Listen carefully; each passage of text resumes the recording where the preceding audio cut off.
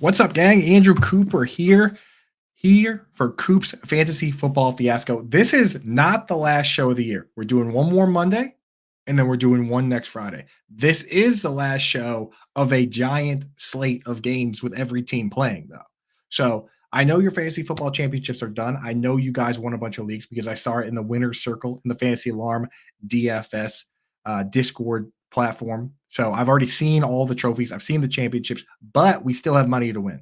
And because most leagues are done, what we're doing, we're bringing in a DFS master. I'm bringing in my guy, Jordan Vanek from the 33rd team, and we got a lot to talk about. So why not bring him in right now? Let's get him going. Jordan, how you doing, brother? Doing good, dude. It's always good to see you. Haven't seen you since Canton, but it's been a long season. I'm sure you and I can share the same disappointment as I'm a Panthers fan and you're a Patriots fan, so we don't exactly get to cheer for many points on our teams. But hey, you've had a little bit of fun. You had that Thursday night game against the Steelers. As a Panthers fan, I'll always have the first quarter when we were up 14-0 against the Dolphins.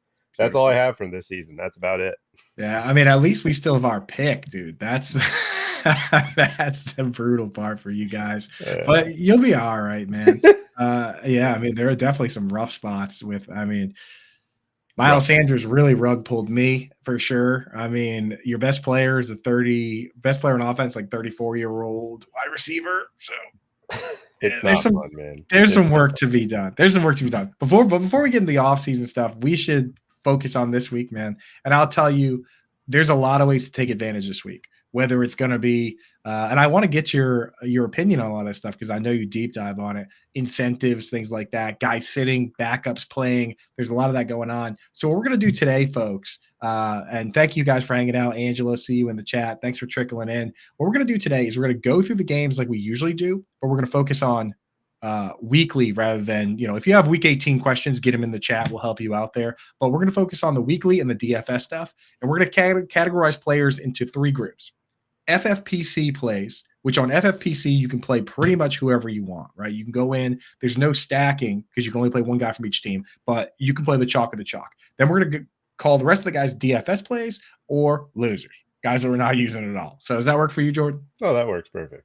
Perfect, dude. So, yeah, get your questions in chat. Let me know who you guys like. Let me know who you like for FFPC. If you're not set up with FFPC, you have to go do that now. Use promo code Coop. They'll give you $25 when you deposit 35 or more. And I say do it now because their biggest and best contests are coming up shortly with the playoff challenge, right, Jordan? Like where that's one where the weekly one is checkers because you're just picking players. That one's chess because you got to pick who's not only going to have blow-up games, but who's going to make it deep in the playoffs, including the championship, which those games are worth double the Super Bowl week. So get set up now because those contests sell out. The $200 one and the $35 one sell out. So go to myffpc.com, get set up with promo code Coop.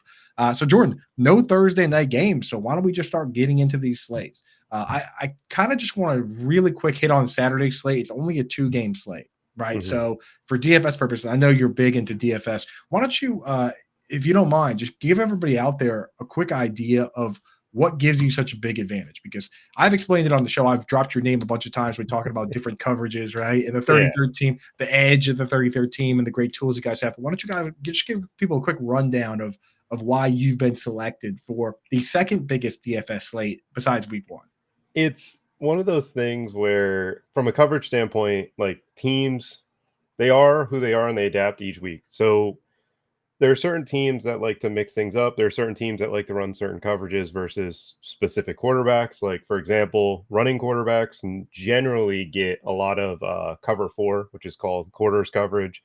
It's referred to on the broadcast as like an umbrella coverage, where all the defensive backs have their eyes in the backfield and kind of focusing in on that run game, the quarterback that's running, like Lamar Jackson gets it a ton.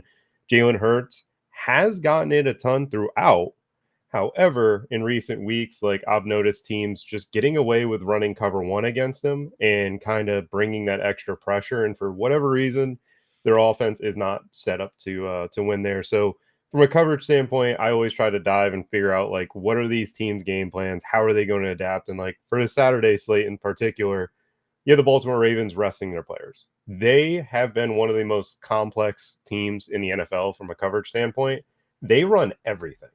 But today, or Saturday, I should say, they're just going to keep it simple. They're going to keep it in. We're going to try to run like cover 1, cover 3, kind of get guys to just not play what they normally play because they don't need to show anything more, and just keep things try to in front of them, try to keep it simple, try to stop the run. For the folks that don't know, can you let them know what? So cover 1 and cover 3, both one high safety looks. Can you let them know the difference between those for the people that might not know? Yeah. So cover 1 is a man coverage. You can either have, you have one safety deep, but then your other safety, there's a multitude of things he could do where he could come in and play zone. He could come in and guard the tight end, or you could have him against like a running quarterback, be like a spy in a sense.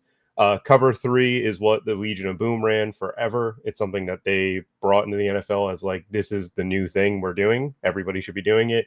The outside corners generally play the boundary, as it's called. So they basically guard from the hash to the sidelines. Anything down the field will be their area, while one of the safeties will usually come down into the box. And cover 3 is so popular forever because it allowed you to get that extra player down to help defend the run while keeping 3 players deep to defend the pass.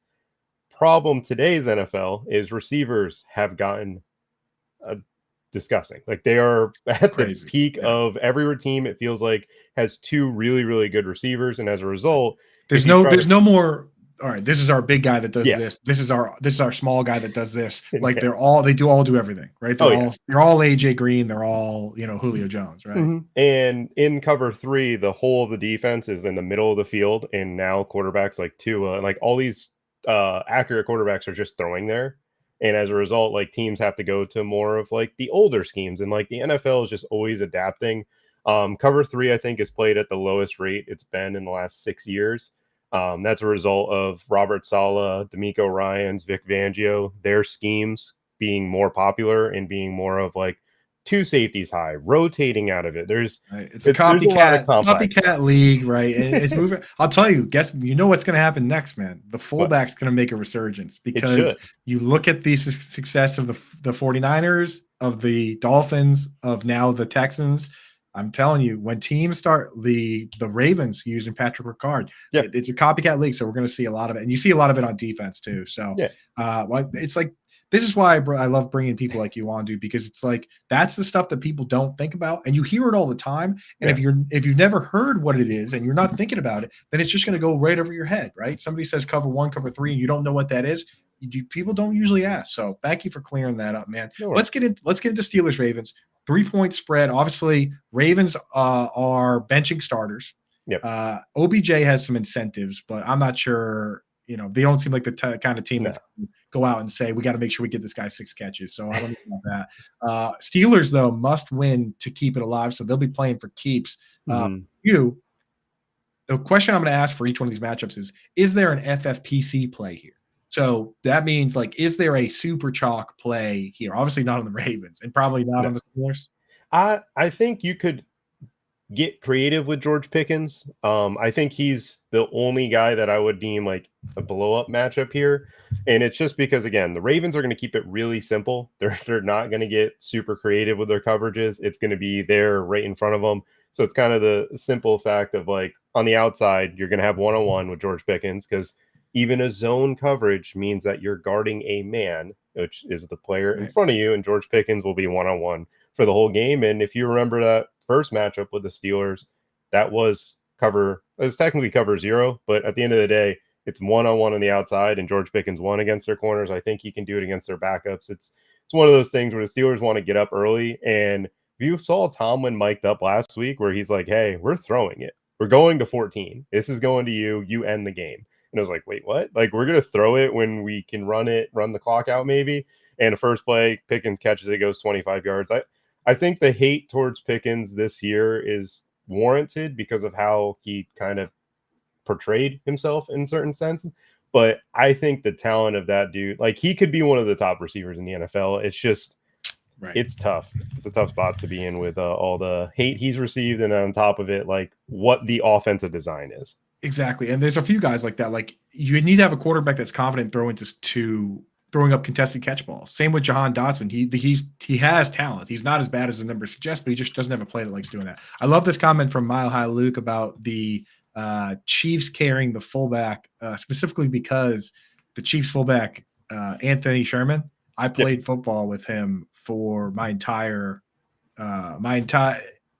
basically the entirety of my football career, from when I was young all the way through high school. He was the dude, and that guy was a freak, man. He was, offense, defense. He could throw with both hands. So we would pitch it to him. He'd throw it. We do halfback passes with him rolling right. If he rolled left, he'd throw it lefty. Yeah, sicko, dude. Yeah, he came out pitched right-handed and lefty in the alum game. So shout out Anthony Sherman, dude. Absolute freak, man. That's wild. He's a good dude too. So yeah, I believe it.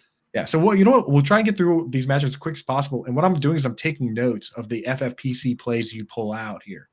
So can you throw me a name? Is there anyone else that you're even considering using for classic DFS from this game? From the Steelers Ravens, I mean, on the 2-game slate, of course, the running backs are fine, but FPC, no, none of those.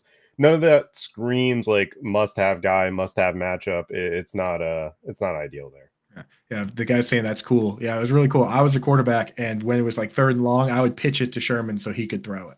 That's or if it was this is how good that kid was. If it was 3rd and long, we would just hand it to him and he would get it. So that's there you go. I want to throw out one last name as a deep dart throw. I like the idea of throwing Charlie Kohler in some lineups. He's a bare minimum price, and I think he's a pretty good tight end. I think he could potentially, if he was on some of these teams like the Colts right now with no Jelani Woods, he would start for these teams at tight end, even as the 3rd tight end of this team. So I think it's an interesting name. Next matchup here, Texans at Colts. 1.5 point spread, so it's anybody's game. 47.5 point over-under. Winner makes the playoffs, right? The Texans could also backdoor the AFC title with some shenanigans, but both teams are sitting here saying we got to win to make it in.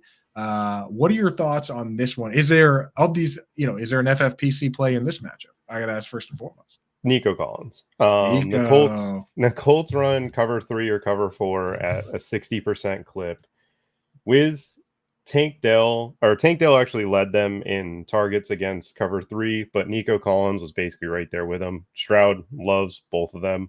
And Nico Collins on the perimeter, like we just saw Devontae Adams get like 20 targets and they had no answer to that. And that's Aiden O'Connell throwing the ball. With Stroud at back there, I think it's a big game for Nico. And the only way I would deem that it wouldn't be is if they can't get Devin Singletary going. Singletary is going to be a guy as well. Both of them in this matchup.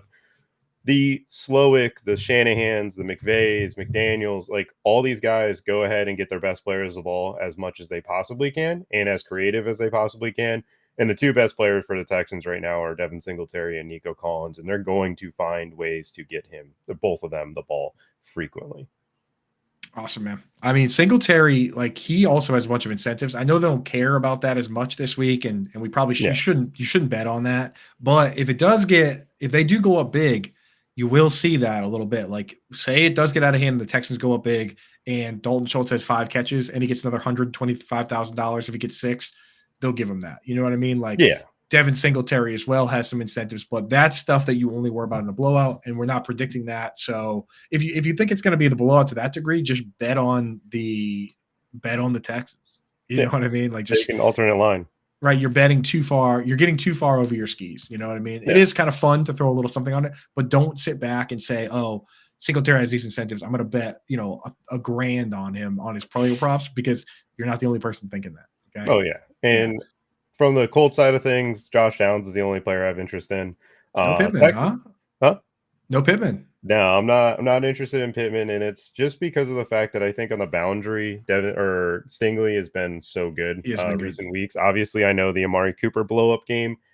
Gardner Minshew doesn't throw the football like Joe Flacco. Like, it's wild to say that Joe Flacco in the year 2023 is just launching it, but he truly is doing something special, and Stefanski's amazing, but the slot is where you want to attack the Texans. They're officially running the San Fran scheme that D'Amico implemented, and that was attacked in the slot, and that was the best way to do it. Josh Downs obviously doesn't run a full route tree. He's been in and out of the lineup.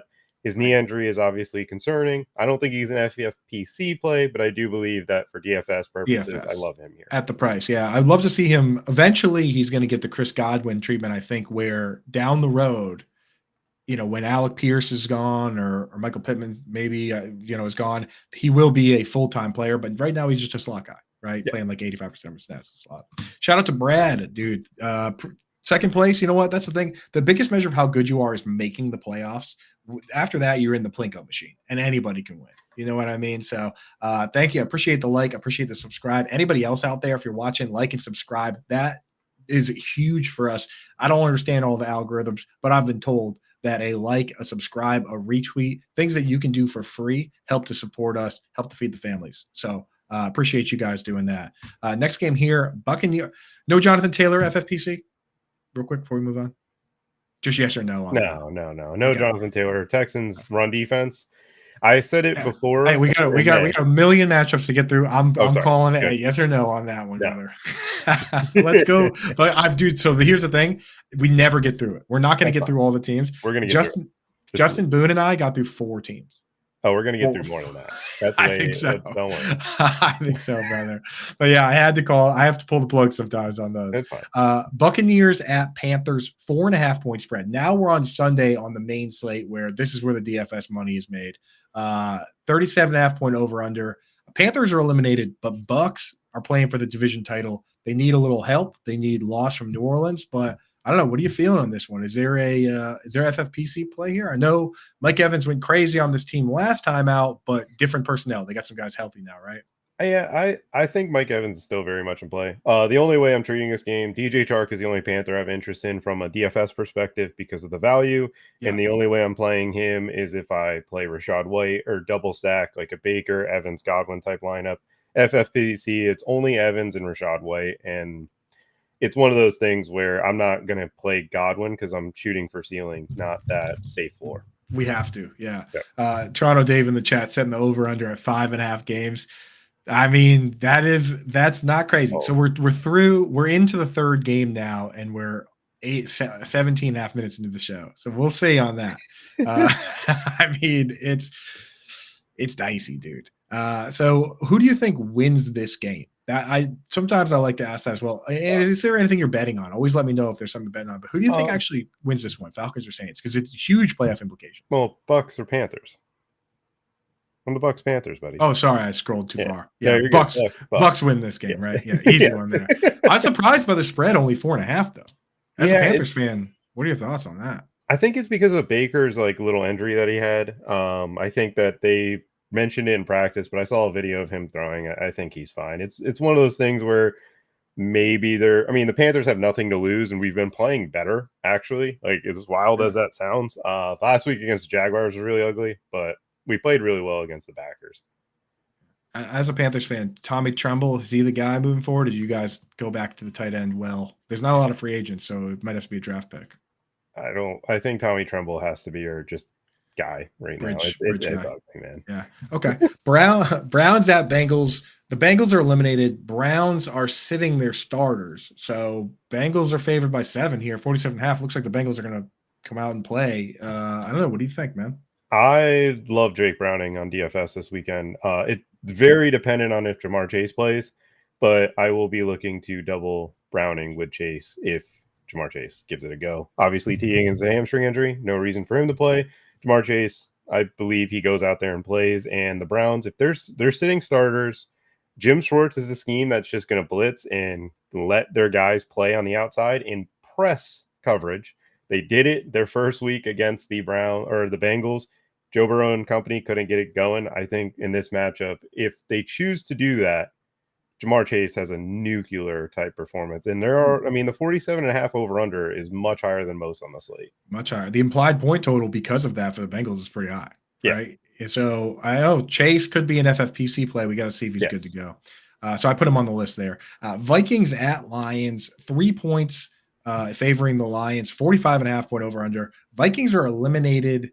The Lions, it doesn't really matter. There is a slim chance they could swap seeds around. I got to ask Dan Campbell, man, he's come out and said, the players can rest when the season's over. There's plenty of time to rest in the offseason. But do you think, he could start the starters and then pull them, or do you think he's just going to play this one out straight, play it normal? I think he's going to play it the way that the Packers did against them a few years ago.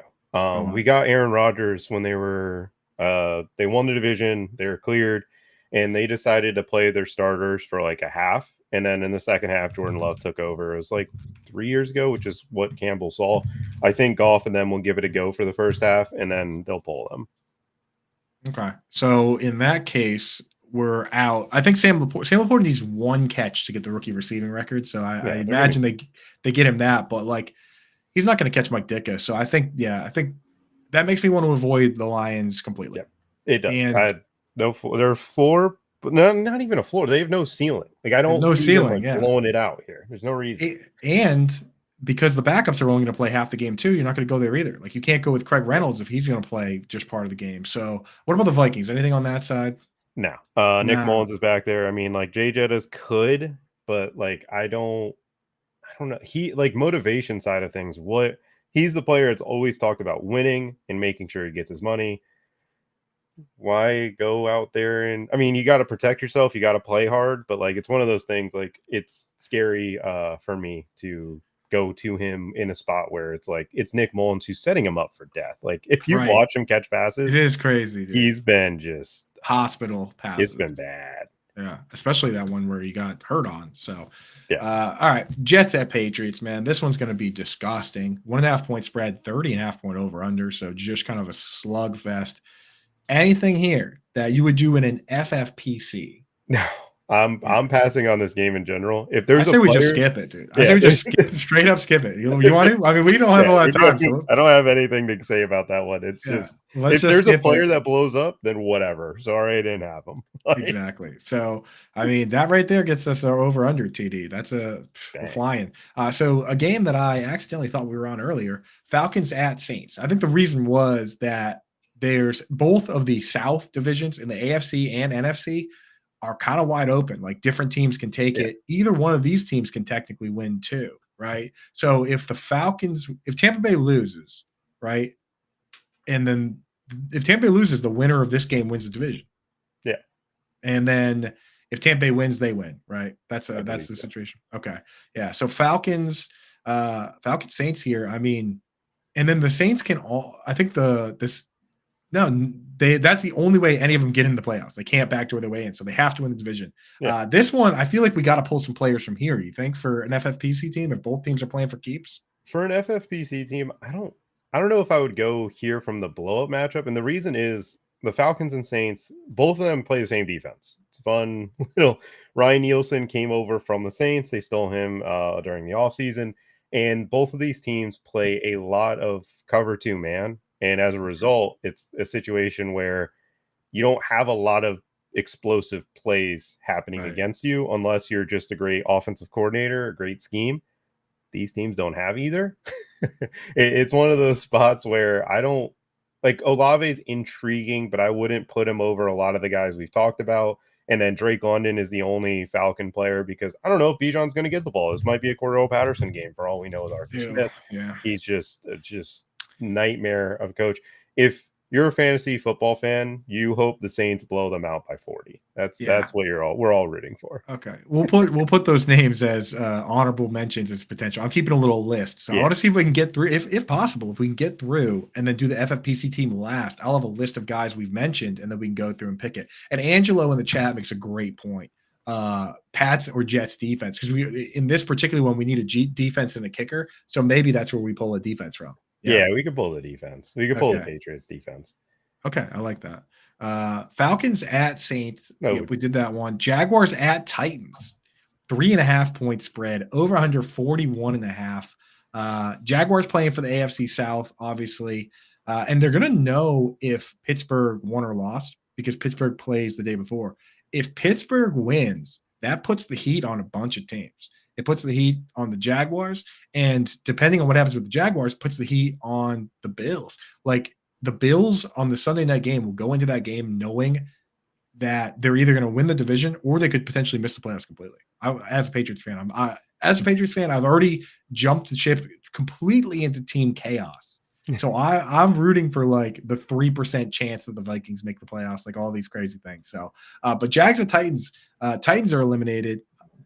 So, okay, this is where I'm going to ask about the incentives, because with some of these other guys, you look at it and say, okay, this team is playing to win. The incentives aren't that crazy. In this case, DeAndre Hopkins' contract is chock full of incentives, and he could make an extra $1 million this week. So in that case, do you ever bet on that, or do you ever think about that in DFS, or do you just try and play it straight?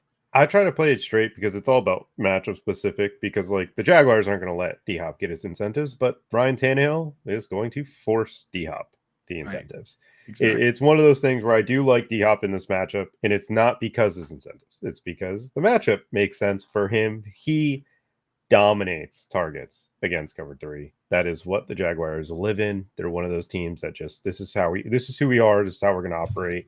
And as a result, D-Hop is a guy that like just blow up game can be there. It's just depending on, can Ryan Tannehill throw him the ball and not, force it to him to the point where he's just getting killed. Okay. All right. So Hopkins potentially FFPC, maybe? Yep. Okay. Yeah, we could put it there. On the other side, so there's going to be no Kelsey, Kittle, Njoku. We don't want to use Laporta. So at some point we're going to have to pick a tight end. Is Ingram in the running for that? Or what are your I guess it doesn't matter who plays either, because at the end of the day, I saw the way that their offense ran against the Panthers. They wanted to get him the ball as much as possible, because it's a quarterback's best friend is his tight end when he's good. And Evan Ingram is a very, very good tight end. It's remarkable how good he's become. It's funny. I was told that he couldn't catch. Yeah, no, he catches. Now he has 100 catches. That's funny how that happens. Yeah, right. I'll tell you so like Ingram, that whole thing. I just want to say this real quick, especially with regards to Laporta. People out there, and this is why it's so dangerous to have a take like rookie tight ends can never be good, right? And it is ridiculous, but it's even more dangerous than a lot of other takes, because a lot of takes out there, once the first game of the season happens, it's easy for you to shut that take off and adjust, right? Mm-hmm. But if you say rookie tight ends can never be good, he doesn't stop being a tight end after the first game of the season. So once you get that take in your mind, you're not adding him off waivers, right? You're not going to be fast enough to add Laporta and Kincaid and Musgrave, because you've already decided that this particular flavor of player can't be good. And that's why it's so dangerous to build a take like that, because the people that said, I'll never draft a rookie tight end, well, week 1, they didn't turn around and say, oh, never mind, I was definitely wrong about that after one game, right? So those takes are so very dangerous. You have to be very careful with getting yourself locked into something like that that's going to not only mess up your draft, but mess up your thought process for the rest of the year. I think the other thing with that, like Brock Bowers is going to be overdrafted. For sure. And he's a stud. Like Brock Bowers, I think from day one, he will be a top 10 tight end in the NFL. He is the best tight end I've ever watched coming out of college. And that's nothing to Kyle Pitts. Kyle Pitts was a freakazoid. Kyle Pitts played receiver. It was rarely playing like he still tight does. end. Like I think Brock Bowers is Sam Laporta, but better. And so that's scary. That's a scary thing to say, because Sam Laporta is like, he's with the Kelseys of the world right now. Like not prime Kelsey, but where Kelsey's decline and Laporta is like right there with him. It's crazy. People did not like my Laporta tweet this week. They didn't know what to do with it. I tweeted. Did you see what I tweeted? I didn't see it. I said, if Sam Laporta has 166 yards this week, he will tie the rookie year for Kyle Pitts in receiving yards. Yeah. And people were just like, they wanted to say something. Those are the best tweets. They want to say something, but they don't know what to say. Because like we've already decided Kyle Pitts isn't good, but I mean, he did have 200 more yards than, but regardless, like I like both players. And I'll tell you what, we're still going to go through the same process with Brock Bowers. Like he still needs to have the opportunity for us to draft him and redraft, right? Yep. There are certain teams, I mean, like the perfect landing spot for him for NFL is the Dolphins, man. Like that would be phenomenal. I like the Bengals. The Bengals would be great for fantasy. If the Bengals the perfect spot for fantasy would be T. Higgins leaves. That's what I'm saying. And they grab, For fantasy, it's not as good. But the Dolphins do need a two-way tight end to run the system properly. I was saying all offseason, they should have grabbed Dalton Schultz. Of course, another team that runs the same system with DeMeco Ryans and Bobby Slowick were doing that too. But like now, what are they going to do? Go get Hunter Henry? Like, the Dolphins, they need a two-way tight end. It's what they need to just stay healthy. That's the biggest thing, man. I think they need something better. Durham Smythe is a good blocker, but if they had a true two-way tight end, that team would be very dangerous. Yeah. Like George Kittle, for instance. You know what I mean? Like, obviously, you can't just go get a George Kittle, but that's what makes the 49ers just at a tiers above where the Dolphins are right now. Yeah, definitely. Because they've got Alec Ingold, who is Kyle Juszczyk, right? They've got Tyreek Hill and Waddle, who are your Debo and Ayuk. The QB play is great. They have even got Teron Armstead, who's Trent Williams to some degree, right? He's not Trent Williams, but he's Teron Armstead. Right? Yeah. They need that two-way tight end. That's the last piece of the puzzle. That team can win the Super Bowl, I think. So it wouldn't be great. It wouldn't be amazing for fantasy right away, but I think that it would help them out. Anyway, let's get back to the games. Cowboys at Commanders. We already said, you and I talked about it off air, actually. So CeeDee Lamb, right? Like he's in the lineup already. FFPC, first name we click on, CeeDee Lamb. Yeah, no, CeeDee Lamb, the only person, if you're not playing CeeDee Lamb, which you should, it just should be Pollard. You should be playing a Cowboy. The Commanders, they're just bad. They're a very bad football team. Cowboys here, it's a spot where they need to just win, keep that 2 seed, avoid, traveling on the road in the first week, because they obviously have those home away splits, and also avoid playing the 49ers in the second round. I think that's the biggest thing for their weekend. It's not their first week being on the road. It's the fact that they won't have to play the 49ers until the NFC Championship. Push that game off. Hope something crazy happens. Yeah. Right? I mean, last year they lost all their quarterbacks, right? Yeah. Last year. So, I mean, crazy things can happen. Yeah, and the Eagles can beat them. Like, the Eagles can go to Fort San Fran and win that game, and then the Cowboys get to play the Eagles at home. That'd be great. Way better. Yeah. Don't play 49ers in the second round, Cowboys, or you'll be exiting the playoffs. Right. I think that's why, that's why the 49ers, there's been some chatter in our chats recently this week that that's why the 49ers are letting the Rams in. They think the Rams can go take care of the Lions, right? Oh, yeah. The little revenge game narrative. Yeah. I kind of like that. Yeah. Sick them. Right. There's a lot of teams that, you got to think about that, right? Like the Ravens, for instance, they look at the Steelers and say, you know what? Go ahead and be the 7th seed. We'll see you. If you win, we'll be happy to play you, right? Like you get to pick and choose who. Yeah, Anthony in the chat was the one saying that. Good call, Anthony, dude. So yeah, I mean, but before we move on, Commanders, we can only play one player from each team. Is there a player from this team? No, right? No reason to go there. Okay. Seahawks at Cardinals. This is an interesting one. 47.5 point over under, 3-point spread, which puts us in the land of shootout potential, right? Anything close to 50 point over under with a spread that's, not insane. Seahawks are must win. The Cardinals are kind of building a winning culture, doing what the Lions did at the end of Dan Campbell's first year, where it's like, you got to decide. They're not tanking, right? Anyone that watched James Conner talk after the game, that dude is not tanking. No. That dude is playing. Yeah, that dude is ripping faces off in the name of the Lord, right? So I'll tell you, this could be a good one. Is there anything we can pull from this for our FFPC team?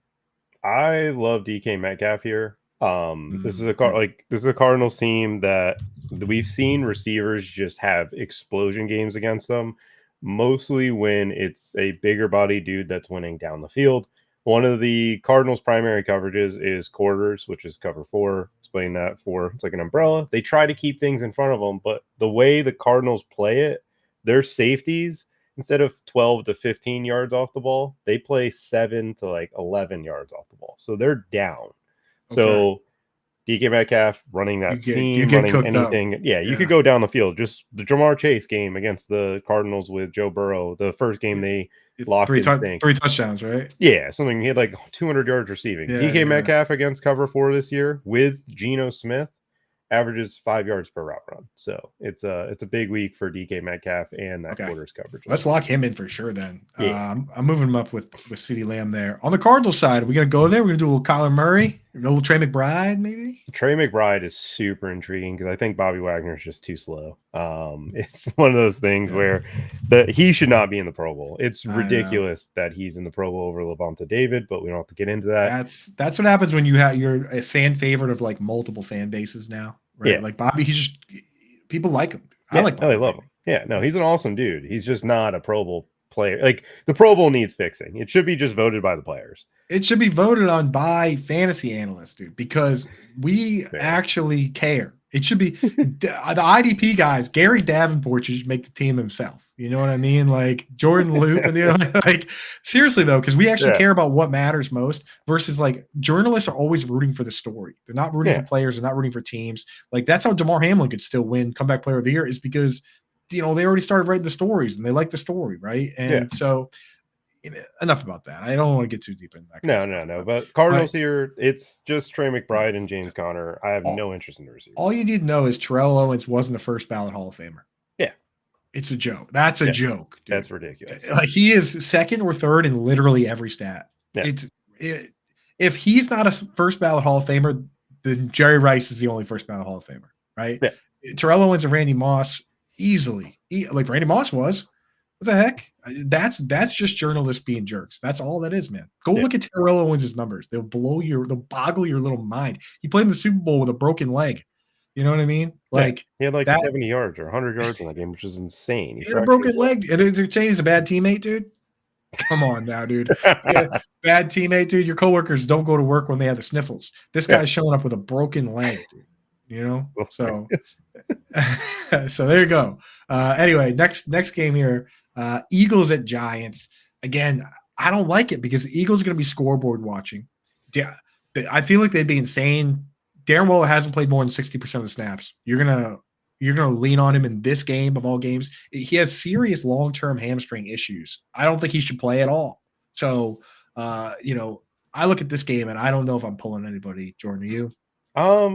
From an FFPC standpoint, I think you can look at the Eagles, but I don't think you should because the only thing that I would counter is like the Eagles offensively are they have to get going. They absolutely need some sort of confidence. But the problem is the Giants are going to punch, man. They're one of those teams that they're going to blitz the house and just punch you in the mouth. And if you're not like fully invested, and they haven't been, it just gets ugly. It should be an AJ Brown game, but I don't. Well, I'll tell you this. Here's the thing. Nick Sirianni already pretty much said that if it comes down to it, they'll be scoreboard watching and they will pull the starters. So I don't like it in FFPC where we have to be perfect. But in DFS, I kind of do like the idea of like, okay, well, what if the Commanders hang on for a bit? The longer the Commanders hang on, the longer the Eagles have to play for keeps, right? Yep. So I'd say in DFS do it, not in our FFPC, not in our sweet baby. So next one here, Rams at 49ers. Both teams are resting starters. In FFPC, I don't like digging, but I'm not playing either. DFS, anything? No. Nah, I can't get into like who's gonna play for these teams. No Austin Trammell, dude. No Austin Trammell. It's Carson Wentz, man. No Davis Allen. He's slow. He's tall. He is tall. I wish Hunter Long was healthy so we could see who the Rams traded Jalen Ramsey for. Go out there. Dude, there's a quote I dug up from the Dolphins tight end coach that he was like, Hunter Long's coming around a bit, he's all right. And then they asked him, like, what do you mean by that? And he was like, I didn't know if this guy even actually wanted to play football, to be honest with you. Like, that was a legitimate quote from the tight end coach from the Dolphins. He was like, I'm not sure this guy likes football. That's the guy you got traded for. Yeah, that's great. He's like, it's nice. He's like, he's doing okay. He's doing okay now. But what do you mean by that? And he's like, well, I didn't even know if he liked football. So that's not. You don't want that quote on your resume. Yeah. So that's a rough one. So we'll skip that one.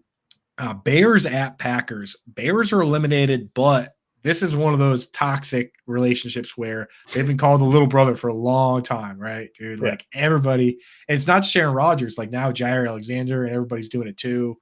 Do they play spoiler here? I think they play for keeps here.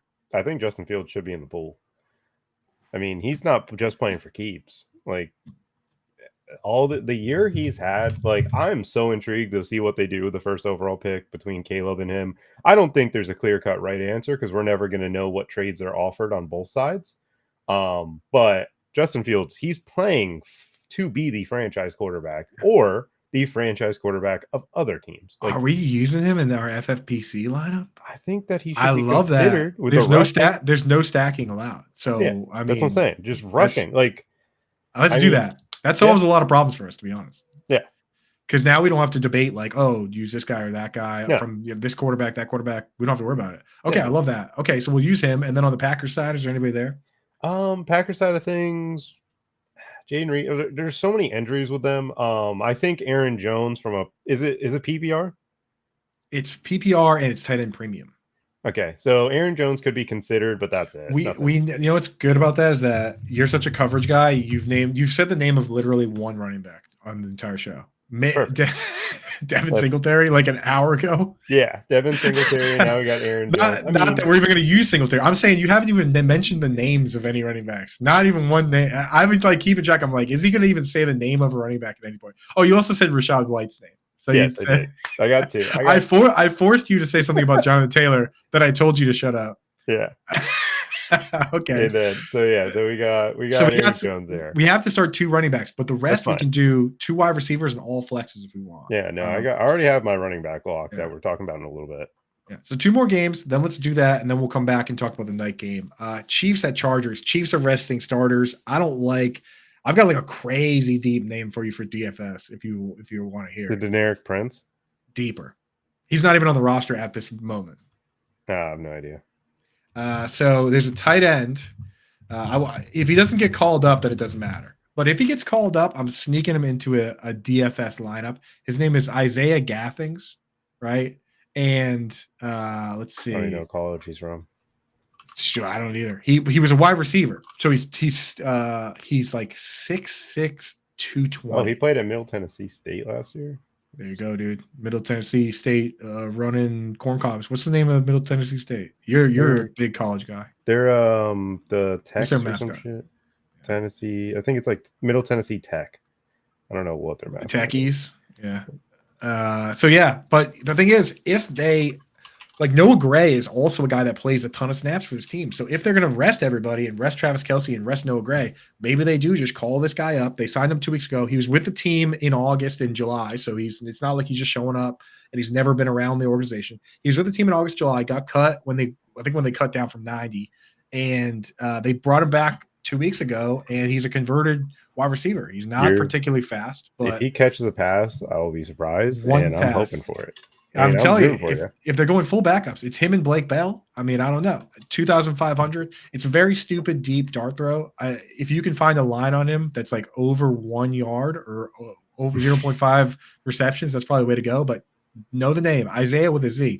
On the Charger side, they're eliminated. They're probably not going to – no Josh Palmer, no Keelan Allen. I mean, do you do anything there? Austin Eckler? Nobody of interest. No reason to go there.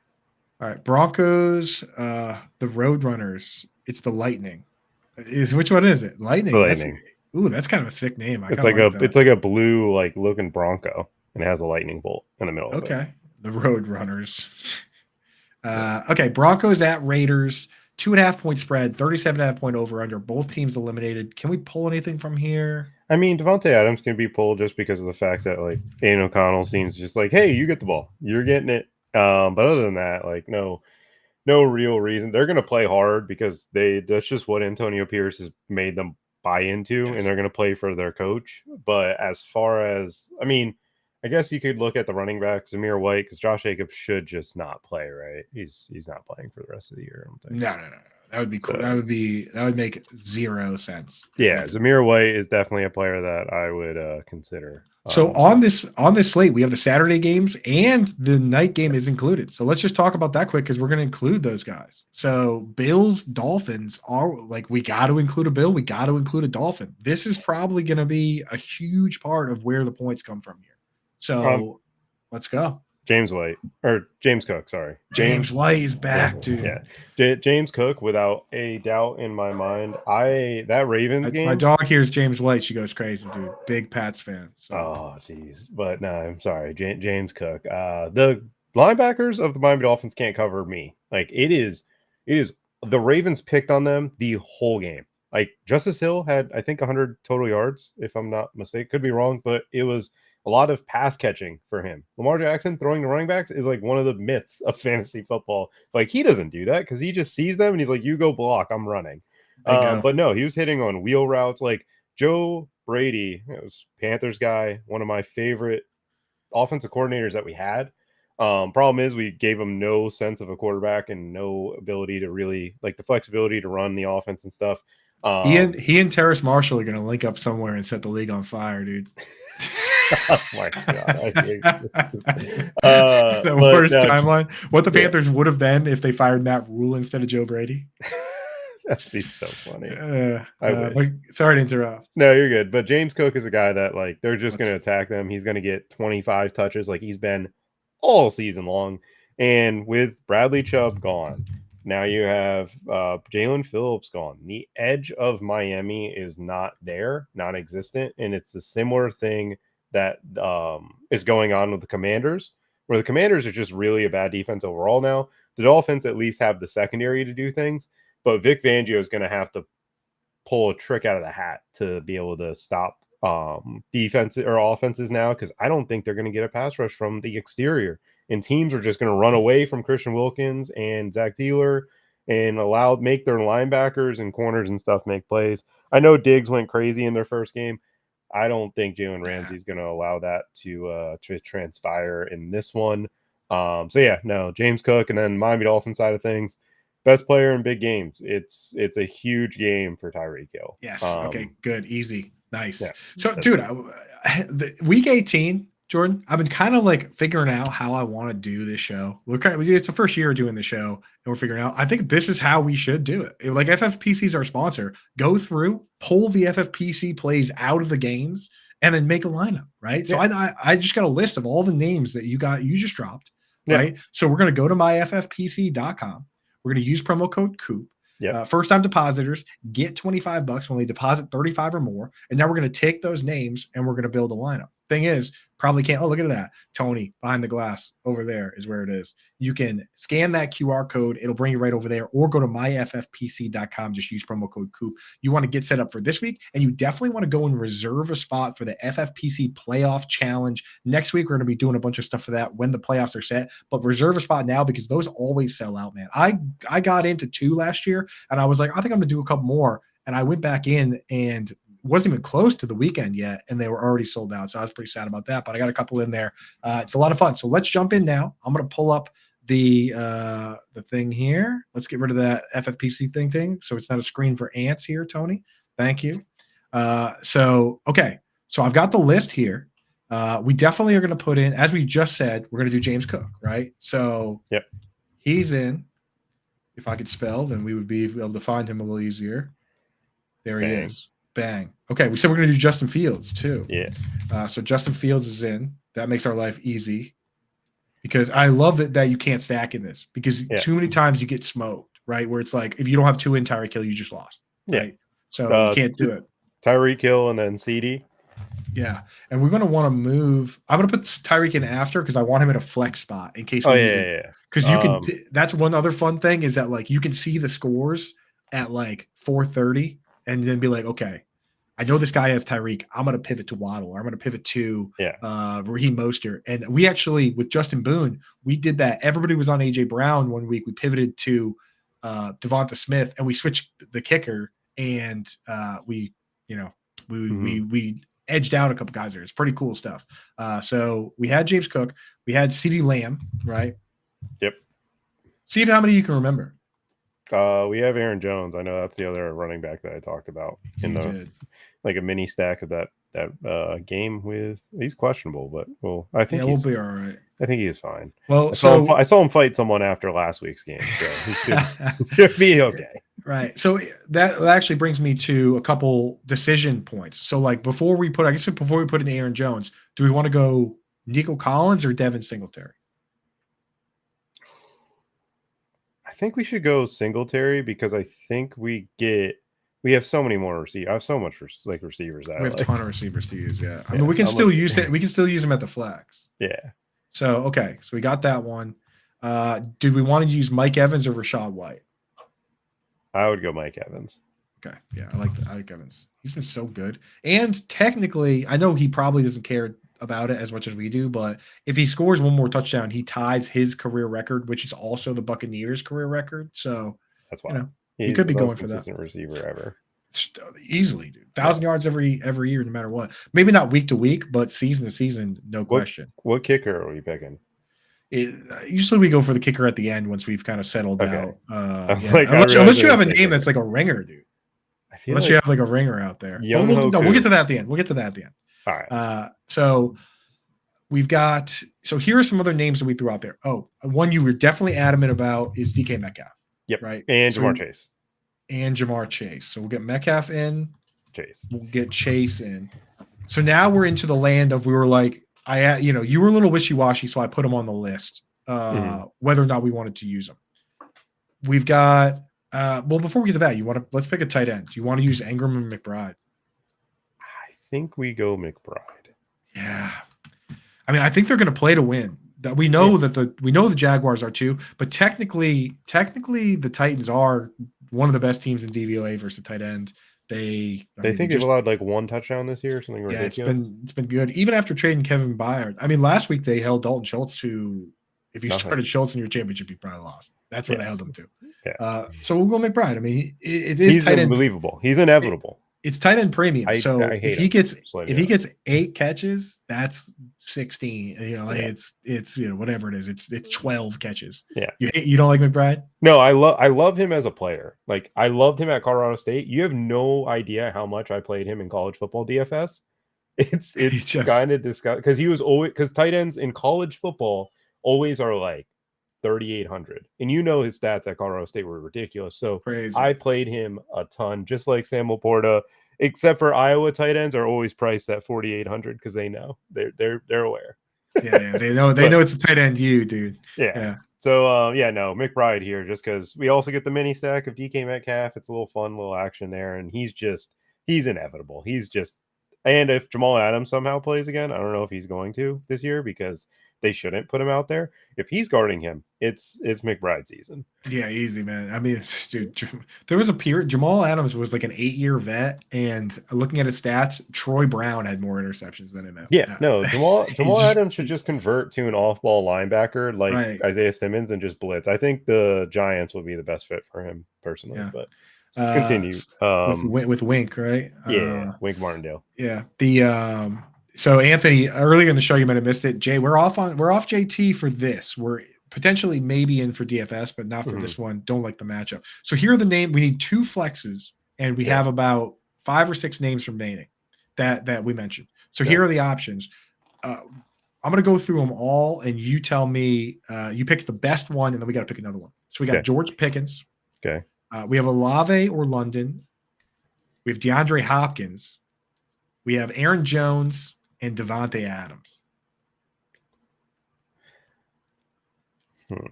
Yeah.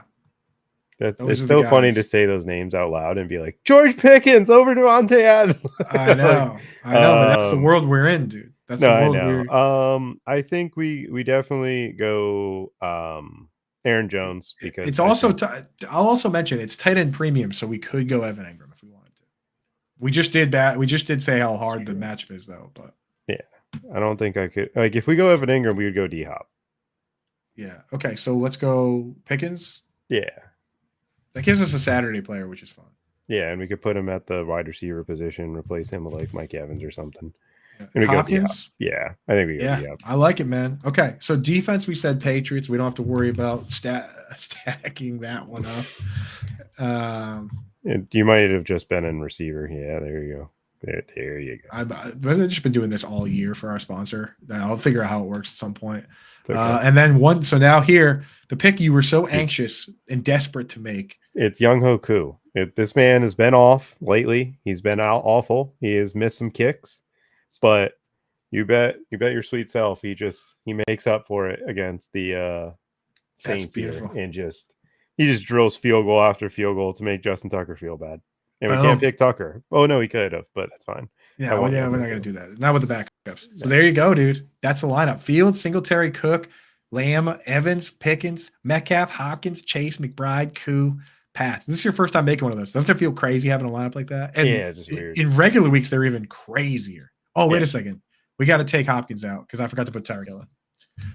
That's that's called awareness right there. That's very good. Yeah, no, I was like, wait a minute. I mean, because I want him in the flex. That's why. Yeah, I want him in the flex. So there you go, Pickens man. we should probably put Pickens to the receiver spot over Lamb. You know, we Yep. gotta build this lineup correctly, and I like that we only have 2 running backs. That's perfect, and they both played for the Bills last year. There you go. Well, I'll do that. I'll do the housekeeping after the show. I'll organize that. What we Good. got to do now is go over to myffpc.com, use promo code Coop. They'll give you $25 when you deposit 35 or more. Get set up for this, reserve a spot for the playoff challenge, and take care of that. The other thing that we got to do, Jordan, is you got to tell everybody where they can find your stuff, because I'm sure everybody that listened to the show today, we're like, dude, I actually learned something today about cover 1 and cover 3 and cover 4 and cover 0. So tell them where they can find your stuff, what you got going on. Obviously, your Twitter handle's right there on the screen. But yeah, what you got popping over at 33rd? I'll be making a week 18 DFS piece that will come out on Saturday. We got a show later today with Hilo talking all things of this weekend.